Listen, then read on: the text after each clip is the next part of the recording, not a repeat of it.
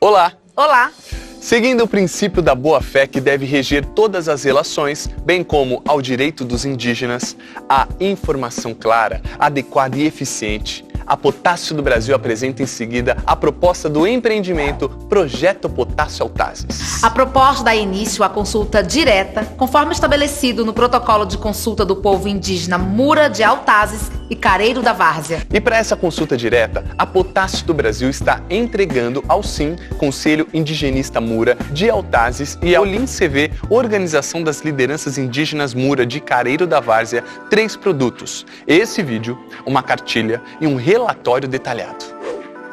Brasil, Amazonas, Altazes. No subsolo desse município está a maior reserva de silvinita que se tem conhecimento em território brasileiro. É da silvinita que se extrai o potássio, fertilizante muito importante para a agricultura brasileira. A capacidade de produção do fertilizante de potássio em Altazes está sendo desenvolvida pela Potássio do Brasil, uma empresa privada brasileira com investidores nacionais e estrangeiros. Esse projeto, ele envolve o que há de mais moderno em termos de tecnologia, levando em conta todos os cuidados com as pessoas e com o meio ambiente. É importante que todos saibam que esta consulta ao povo Mura é histórica. É a primeira consulta ao povo Mura e é uma das primeiras no Brasil a seguir um protocolo de consulta, alinhado às diretrizes da Convenção OIT 169. Mas o que é essa convenção? Eu te explico. A OIT 169 é o mais amplo tratado internacional a respeito das condições de vida e direito dos povos indígenas de todo o mundo. Outro documento muito importante é o Protocolo de Consulta do Povo Mura de Altazes e Careiro da Várzea.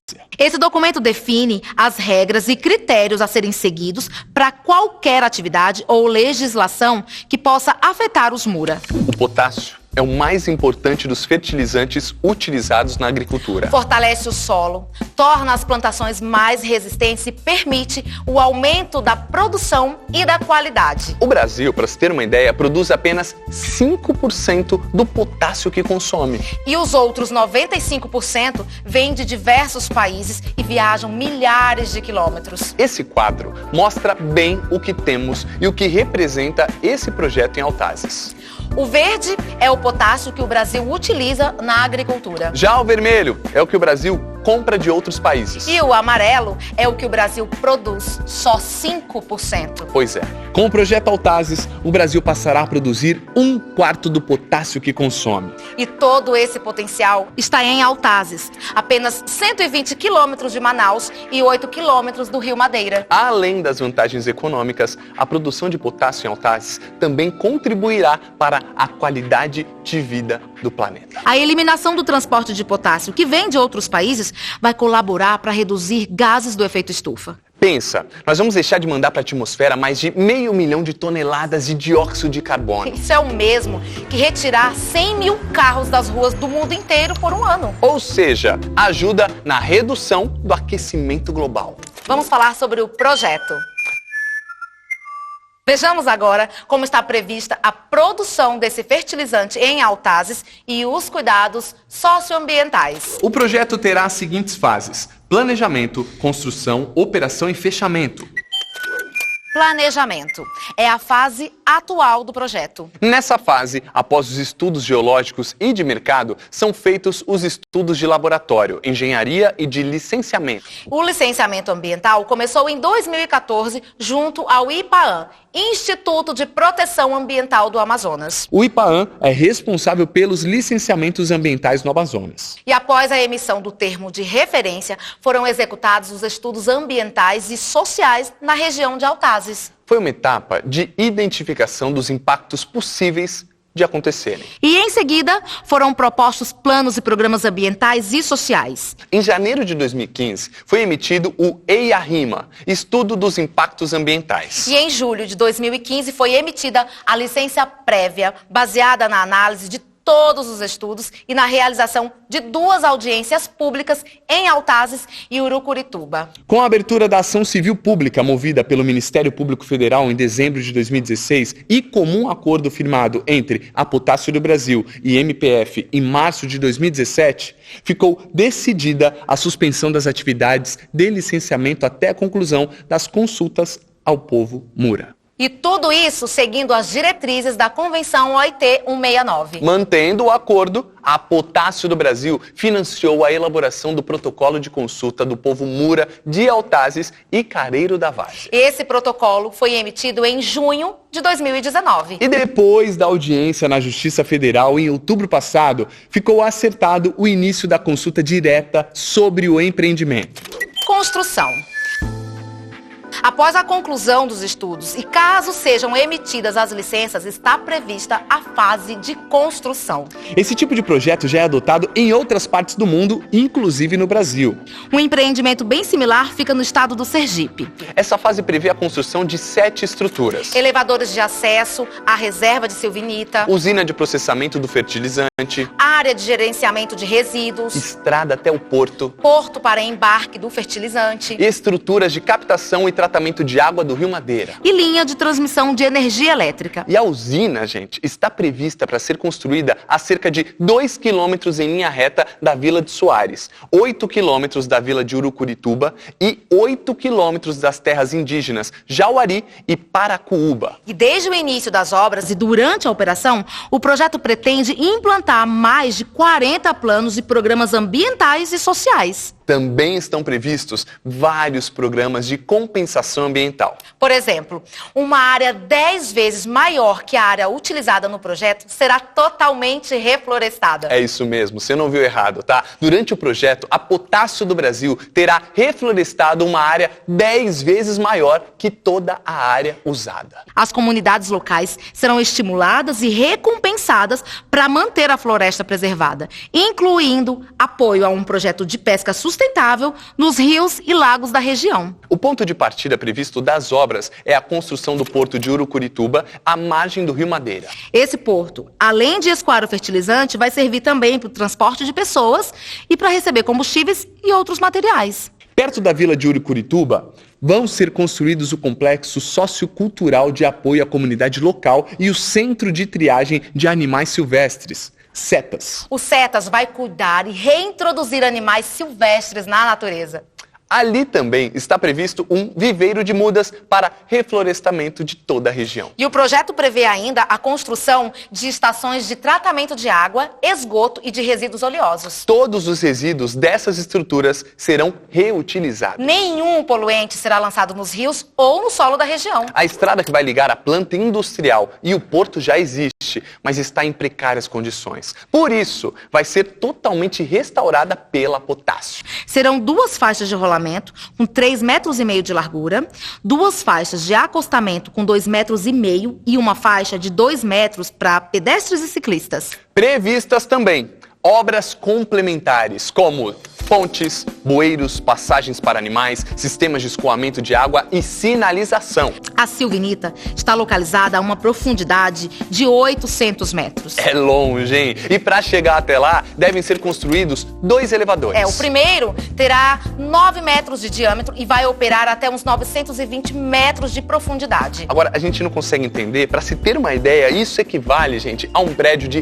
300 andares. E é por ele que a silvinita será transportada até a superfície, junto com outros materiais e o pessoal que vai trabalhar também. O segundo elevador, ele será para o sistema de ventilação, retirando o ar quente que tem lá embaixo. E ele também poderá transportar as pessoas e silvinita. A usina de concentração do potássio deverá ser construída em áreas antes usadas como pastagem. Nessa usina, o potássio será separado do sal de cozinha e da areia. E para o fornecimento de energia elétrica, está prevista a construção de uma linha de transmissão de 130 quilômetros, gigante, ligada à subestação do município de Silvios e conectada ao Linhão Tucuruí, Manaus. A partir dessa rede, a concessionária local de energia poderá disponibilizar parte dessa energia para as comunidades próximas, beneficiando milhares de pessoas. Tem mais, viu? Porque junto com a rede de energia elétrica vem a rede de fibra ótica, com internet banda larga de alta velocidade. Essa rede poderá ser utilizada pelas operadoras para levar a internet às populações indígenas e também não indígenas. Isso pode melhorar bastante a comunicação na região.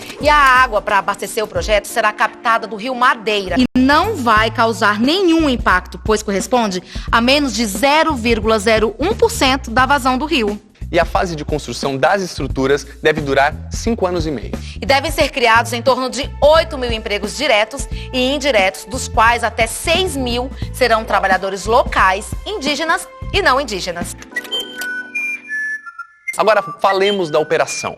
Finalizadas as obras, começa a fase de operação. E é aí que vem a produção do fertilizante de potássio. A extração da silvinita será feita entre 700 e 900 metros de profundidade, com equipamentos elétricos de controle remoto, sem impacto à superfície. E essa operação na superfície ou no subsolo será feita totalmente fora das áreas indígenas demarcadas ou delimitadas. O processo será desenvolvido usando a técnica de câmaras e pilares longos. Após a extração, o transporte da silvinita será em carros e correias até o elevador de produção e daí para a superfície. Chegando à usina, a silvinita será britada e moída. E em seguida, a massa é colocada em água quente a 90 graus. O potássio, então, é dissolvido. O sal de cozinha e as areias permanecem em estado sólido e são separados da mistura. A polpa de potássio e água é submetida a processos de espessamento, cristalização e secagem. E de volta ao estado sólido, o potássio é compactado e transportado. O sal de cozinha e as areias são separados do potássio, viram rejeito e não serão aproveitados. Uma parte desses rejeitos será devolvida ao subsolo, preenchendo as mesmas galerias de onde se extraiu a silvinita. O restante será depositado temporariamente numa área sem contato com o solo original. E com a água da chuva, essa mistura vira salmoura e é bombeada também para o subsolo, a uma profundidade de 300 a 400 metros. Importante, essa área já é naturalmente salobra. Esse processo todo ocorre desde o primeiro ano de produção e não tem barragem. Ou seja, o processo de fechamento do empreendimento começa já no primeiro ano de produção. Isso quer dizer redução de impactos. Durante os 23 anos de operação, o projeto prevê emprego para 5 mil trabalhadores diretos e indiretos. A maior parte desses trabalhadores são os mesmos lá daqueles 8 mil previstos para serem contratados na primeira fase de implantação, indígenas e não indígenas. A prioridade continuará para trabalhadores da própria região, viu? E o projeto calcula uma produção anual de 2 milhões e 400 mil toneladas durante o período de 23 anos. Fechamento. Ao final da fase de operação, serão iniciadas as atividades de fechamento do empreendimento. As estruturas operacionais de transporte e administrativas serão demolidas, os equipamentos serão desmontados e o sistema de drenagem na superfície será readequado. A remoção do rejeito, iniciada no começo da operação, irá prosseguir até que tudo seja enviado para as camadas profundas do subsolo. Assim, nenhuma parte das estruturas será mantida no ambiente onde se desenvolveu o projeto. Observe bem, toda a área que foi usada no projeto ficará livre para recuperação ambiental. Durante o fechamento, serão respeitados todos os aspectos socioambientais com os quais a Potássio do Brasil se comprometeu desde o começo. Após o desmonte e a desmobilização das estruturas, será iniciada a manutenção e a melhoria da qualidade ambiental de toda a área. Começa, então, a implantação de sistemas de drenagem, recuperação da superfície, recomposição e enriquecimento da cobertura vegetal. Mesmo após o encerramento da operação, serão mantidas as ações de fortalecimento da economia local. O foco será em programas de qualificação e reposicionamento de trabalhadores em outras atividades. Para tal, serão mantidas as parcerias com ONGs e instituições públicas e privadas, de preferência locais. Impactos. Todo empreendimento dessa natureza gera impactos. Eles podem ser positivos, como a geração de empregos e renda, ou negativos, como alterações do terreno na área do projeto e interferências na vida das pessoas. Mas para cada potencial impacto negativo, é estabelecida uma estratégia que pode ser de eliminação, redução, compensação ou controle do risco. Para os potenciais impactos positivos, a estratégia já é ampliar esse impacto. E os impactos também podem ser no meio físico, meio biótico e meio socioeconômico. Os do meio físico são aqueles sobre o relevo, o solo, ruídos, ar e água. Os impactos do meio biótico são os que podem afetar a flora e a fauna. E os do meio socioeconômico podem impactar as pessoas que convivem próximas ao empreendimento. Os potenciais impactos são também classificados como sendo gerais, que podem atingir o ambiente local e as pessoas próximas. E há também aqueles impactos específicos indígenas, pela sua convivência, percepção e tradição com a região. Todos os detalhes sobre esses potenciais impactos estão na cartilha e relatório que estão sendo entregues aos MURA junto com esse vídeo. Vejamos agora quais são os principais impactos gerais conforme identificação do EIA-RIMA, como eles serão sentidos e que deve ser feito para que eles sejam minimizados, controlados ou até mesmo compensados. Impactos do meio físico. Os estudos prévios do projeto mostram que a região do projeto, incluindo a região da Vila de Soares e da Vila de Urucurituba, poderá ser atingida pelos seguintes impactos do meio físico. Risco de alteração da qualidade do ar. Risco de alteração dos níveis de ruído. Risco de erosões. E risco de alteração da qualidade da água superficial e subterrânea. Para mitigar esses riscos, várias ações já foram incorporadas ao projeto, tais como o isolamento acústico de equipamentos barulhentos, drenagens e vedação da pilha de sal. Além destas ações, há vários programas para evitar, prevenir e controlar esses impactos. Programa de monitoramento da qualidade do ar. Programa de controle dos ruídos. Programa de prevenção de erosões. Programa de controle da qualidade da água superficial e da água subterrânea. Programa de monitoramento de alterações do solo. E programa de gestão dos resíduos sólidos e lixo. O plano é não impactar, mas caso haja este impacto, é importante identificar rapidamente o problema e acionar as ações de mitigação. Impactos no meio biótico. Os estudos prévios mostram que a região do entorno do projeto poderá ser atingida pelos seguintes impactos no meio biótico, ou seja, aqueles que podem afetar flora e fauna.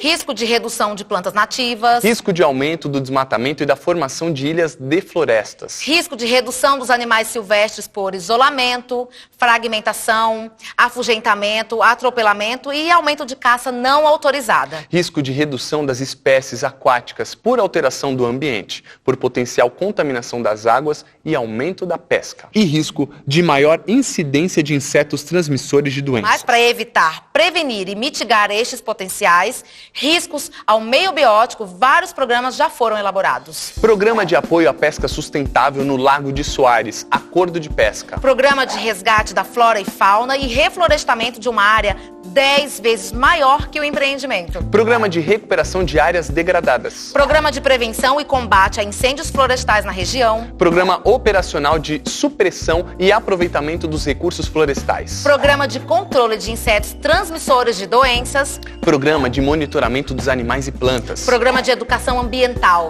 Programa de compensações ambientais. E plano de fechamento do empreendimento. Impactos socioeconômicos. Os impactos do meio socioeconômico são aqueles que podem afetar as pessoas próximas ao empreendimento. Podem ser mais intensos nas comunidades que ficam bem perto do empreendimento e no município de Altazes, inclusive as comunidades indígenas. Lembrando sempre que todos os detalhes desses impactos e das medidas de controle estão na cartilha e no relatório que estamos entregando ao povo MURA. São eles: risco de aumento da população, aumentando a pressão por serviços públicos já escassos. Risco de geração de expectativas e frustrações. Risco de aumento de problemas sociais, como drogas, prostituição, violência, gravidez, indesejado e doenças infecciosas. Risco de incômodos à população, principalmente nas cidades e vilas, pelo aumento da população. Risco de aumento de veículos. E risco de dano aos sítios arqueológicos. Os impactos socioeconômicos serão enfrentados com ações sempre acordadas com as comunidades locais. Vejamos, compromisso de contratação de no mínimo 80% de pessoas da região do empreendimento, incluindo indígenas. Olha só, e tem também plano de apoio ao planejamento estratégico e de serviços públicos de Altazes. Programa de monitoramento de indicadores socioeconômicos. Programa de comunicação e participação da comunidade. Programa de educação sexual. Programa de educação patrimonial. Programa de resgate e valorização arqueológico. Programa de prevenção de doenças. Plano de recuperação de áreas degradadas. Programa de controle da qualidade do ar.